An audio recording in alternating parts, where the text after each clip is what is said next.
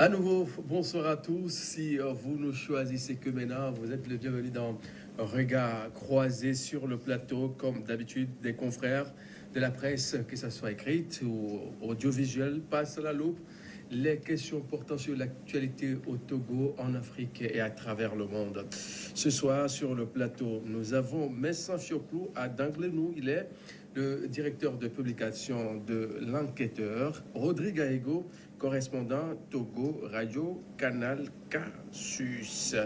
Messieurs, bonsoir et bienvenue. Bonsoir Mathieu. Ça fait 2 jours, je vous ai vu.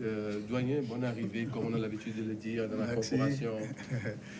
Bonsoir à tout le monde. Bonsoir aux téléspectatrices et aux téléspectateurs de New York TV. Merci beaucoup d'être là. Merci pour votre invitation. C'est un plaisir de vous avoir, Rodrigue. J'aimerais bien saluer les Togolais qui sont dans les confins, les hameaux les plus reculés, notamment dans les savanes, dans la Kosa, dans la région centrale. Dans les Fiokpo aussi. Dans les plateaux. Il faut parler de ceux qui sont peut-être à Clomagnon-Di, à Yéviépé, à Agripatodji, à Raimbatodji, voilà. Dans la maritime et dans Merci, on va aborder. De l'autre côté, en Occident, plus oui, précisément, ils sont Turquois, très nombreux. En France, au nord de la France, à Turquois. Merci. Ils nous suivent un peu partout et aux États-Unis également. Le premier sujet, Guinée-Bissau, une manifestation violemment réprimée. Rodrigue Ago, qu'est-ce qui se passe justement encore dans ce pays où on voit un président qui reste campé sur sa position? On ne sait pas à quelle sauce cela manger justement. Non, mais vous savez, aujourd'hui, l'Afrique, la majorité de ces pays-là qui ont la malchance d'avoir des présidents sans vision, des présidents qui sont tombés par infraction dans la profession présidentielle. Mais c'est pas trop dire ça, Rodrigue. Non, ce n'est pas trop dire. Des présidents donc, sans vision. Dans ces pays-là, oui, des présidents sans vision, des présidents tombés par infraction dans la profession de président de la République. Ce sont ceux-là, justement, qui refusent de partir à l'issue de leur mandat.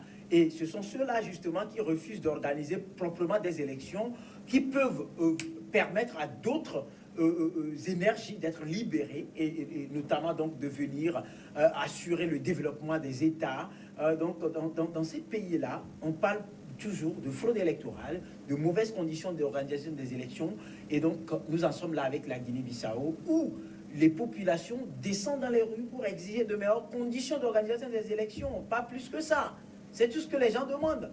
Et le tout-puissant, entre griffes, petit Dieu président, il est là, avec la bénédiction d'une certaine police irréfléchie, qui obéit sans réflexion aucune aux desiderata d'un président vomi par son peuple.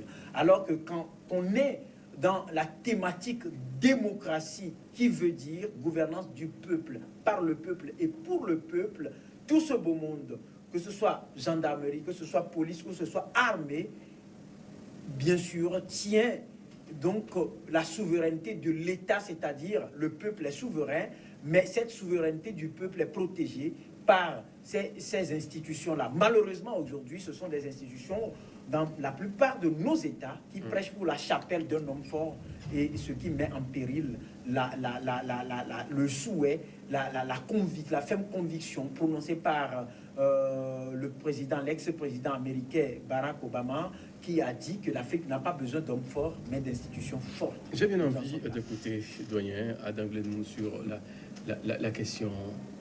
L'actuel président de la Guinée-Bissau est hors mandat, puisque son mandat a pris constitutionnellement fin en juin. Et il a déclaré que les élections auront lieu le 23 novembre de cette année, c'est-à-dire le mois prochain. Mais l'opposition et certains membres de sa famille politique, le Parti africain pour l'indépendance de la Guinée et Cap-Vert, ne sont pas avec lui. Parce que la crise, quand elle a commencé le 16 avril, où il a nommé, date à laquelle il a nommé le Premier ministre Gomez, il y a eu des ressentiments et des effets de colère. Entre lui et son Premier ministre, le courant ne passe pas. La CEDEAO était intervenue pour dire qu'il va rester président, chef de l'État, mais ses pouvoirs ont été diminués et confiés au Premier ministre. Ce qui veut dire qu'il y a déjà un conflit d'autorité. En dehors de ça, en Guinée-Bissau, aujourd'hui, il y a trop de problèmes. Parce que ce pays indépendant, le 10 septembre 1974, a connu plusieurs coups d'État et a connu la nomination de plusieurs premiers ministres. Les chefs militaires sont en relation avec des narcotrafiquants qui confondent la politique et l'argent facile. Ce qui veut dire que c'est un pays à boîte à crabe. S'il y a répression, telle qu'on l'a vu sur les médias et autres, cela ne m'étonne guère. Parce que la situation est très difficile dans ce pays, parce que le chef de l'État ne s'occupe pas de l'intérêt des autres, mais de son propre intérêt. Et je me pose la question de savoir pourquoi la CEDEAO n'a pas exigé des élections, mais a jugé utile qu'il soit encore au poste à la fin de son mandat en juin dernier. Rodrigue Gaego, on a vu le Premier ministre qui a fait une sortie qui ne reconnaît pas quand le président dit qu'il dissout tout le gouvernement et tout, et voilà. Il dit non, que le président n'a pas ce pouvoir-là. Il y a lieu de se poser des questions. Finalement, qui gère le pays? Non, vous savez, aujourd'hui, si je mentionne le développement du doyen tout à l'heure, il faut reconnaître que c'est un président qui est illégitime. Il est hors mandat. Et quand on est hors mandat, tout ce qu'on a à faire, c'est d'organiser des élections pour soit on est candidat, si les tests le permettent, les vrais tests, bien sûr, parce qu'aujourd'hui, on a des tests sodomisés, des tests rafistolés, des tests taillés sur mesure pour X ou Y, un peu partout en Afrique. Et donc, si les tests le permettent, bien sûr, les vrais tests le permettent, on est candidat, ou si les tests ne le permettent pas, on n'est pas candidat, mais on organise des élections propres.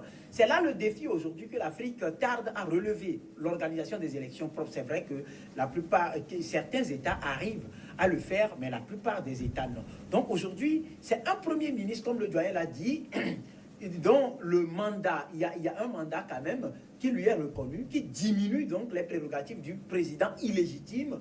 Et donc, si ce président-là sort du coup et dissout tout un gouvernement, c'est d'ordre normal que ce Premier ministre-là sorte et revendique quand même sa légitimité. Parce que quelque part aujourd'hui, on dirait beaucoup plus que c'est à ce Premier ministre qu'il revient les prérogatives d'organiser les élections. Et voyant bien que le contexte dans lequel ce Premier ministre va travailler n'augure pas un certain avantage à ce président illégitime, ben, celui-ci, il sort pour faire... C'est en cela je dis que l'Afrique a le malheur aujourd'hui de rencontrer ces hommes vraiment atypiques qui ne pensent qu'à leur propre ventre, leur propre intérêt, sans penser à l'intérêt de leur peuple.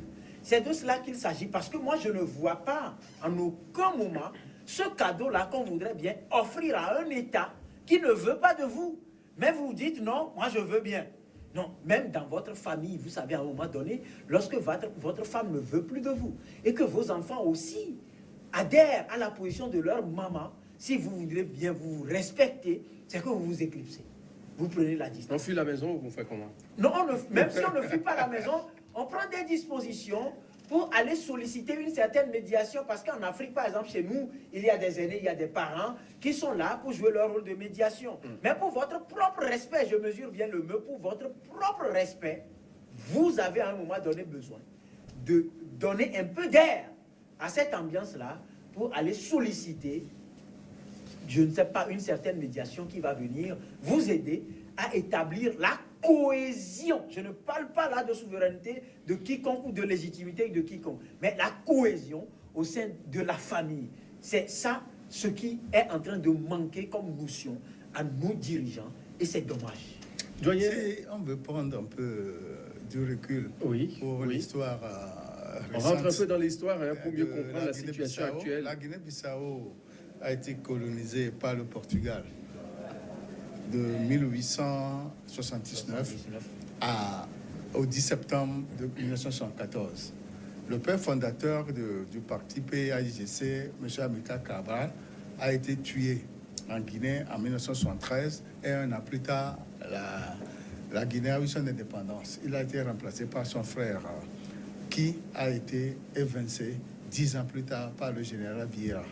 Ce qui veut dire que c'est un pays qui connaît beaucoup de rebondissements militaires. Les militaires sont intervenus beaucoup longtemps dans la vie politique, dans la vie civile de ce pays. Et cette collaboration a été compliquée avec l'affaire des narcotrafiquants. La Guinée-Bissau est devenue la plaque tournante de la drogue. Et la DEA a fait des efforts pour arrêter certains qui sont ramenés aux États-Unis. Et ce n'est qu'en 1994 qu'on a imposé la libéralisation politique, c'est-à-dire le multipartisme dans le pays. Et au cours d'une élection multipartite, le président Vieira, qui était un général, a repris le pouvoir, et jusqu'à ce jour, il y a tellement de situations difficiles à gérer. Et le président guinéen, Alpha Condé, et celui de la Sierra Leone étaient pris comme des médiateurs. Et c'est en septembre 2016 que la médiation a abouti à la situation politique que nous connaissons aujourd'hui.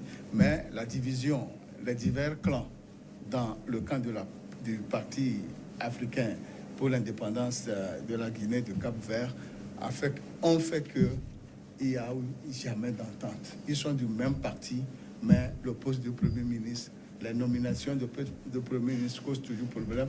Et il arrive des fois, au moins une fois, la Cour suprême même a invalidé la nomination d'un Premier ministre. Ce qui veut dire que dans ce pays, on ne sait pas qui fait quoi, parce qu'à l'heure actuelle, le président, d'après les prérogatives qu'il a, n'a pas droit de dissoudre le gouvernement. Mais il l'a fait, hein? Mais il l'a fait. Il a fait, nommé on a écouté un Premier ministre aujourd'hui. La réponse du berger à la bergère. Aristide Gomez. Oui. Ce qui veut dire qu'il est allé au-delà de l'accord de 2016 signé à Conakry.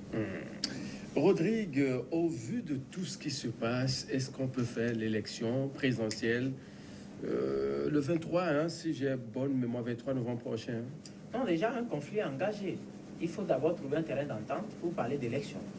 Maintenant, si quelqu'un peut organiser les élections dans ce contexte-là, c'est bien sûr celui-là qui peut se targuer d'avoir une certaine police répressive à sa disposition, c'est-à-dire le président.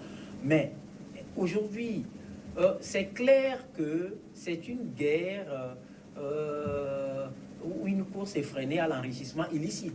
Parce qu'on parle de la drogue, on parle également de l'armée, parce que, vous savez, à un moment donné, en Afrique aujourd'hui, c'est aussi là un sujet important que les gens ont peur d'évoquer.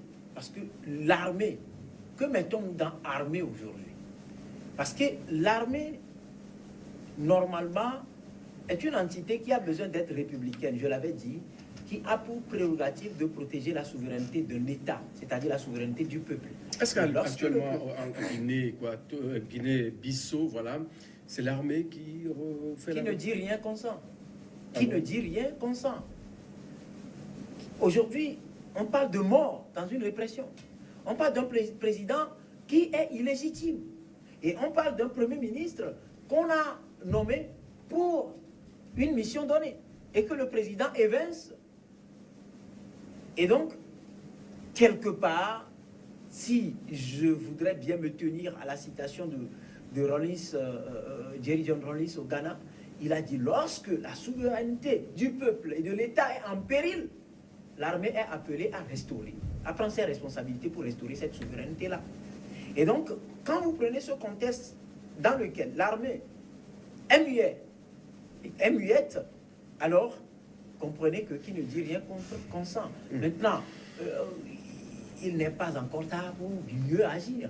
Peut-être que c'est une armée qui attend, parce qu'on a vu ailleurs que l'armée a attendu, on a vu au Burkina Faso, l'armée a attendu jusqu'à ce qu'on parle d'une trentaine de morts et tout, avant de prendre ses responsabilités et ainsi de suite et tout. Maintenant, il ne faudra pas aussi que dans la notion prise de responsabilité de l'armée, on lise des coups d'État délibérés de l'armée. C'est aussi ça.